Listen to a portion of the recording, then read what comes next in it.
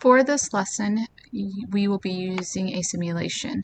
We're going to be looking at gravity. So you will use this link. You can access it by pressing the control button and then clicking on it, and then it will pop up. You can also access it through Canvas. Once it opens, press play. And then we'll be using the model version. So as you can see, this is a simulation. You have different features you can turn on. I suggest turning them all on. And then you have different things that you can look at. Quickly going through the assignment, for step 1, you're comparing the motion of two different objects around each other. What's the same, what's different.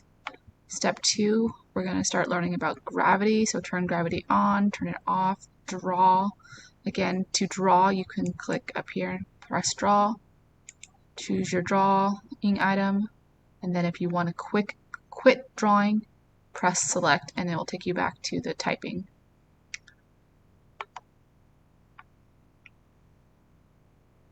Continuing on, we are still looking at gravity, which will be the blue arrows. Question 4 confuses people. What you're going to do are 4 different actions.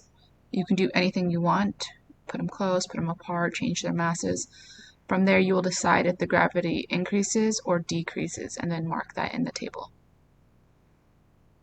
Hopefully you can conclude what affects the strength of gravity. This next part, we're comparing 2 different situations. So there's the Earth, it's really small, and there's the sun. I have provided the grid for you. Please tell me what is different and how the gravitational force would be different. Then you will draw arrows to support. For this situation, again, we're comparing the 2 situations, what changed, how would the gravitational forces be different, and then draw those on your model. Step 3, we're going to look at velocity. So if you don't have velocity on, go ahead and turn it on, play around with the simulation. I've captured 2 images. I want you to compare them. How is the gravitational force and the velocity different between each situation? And then this last part is a chart. You are going to make the action happen in this first column.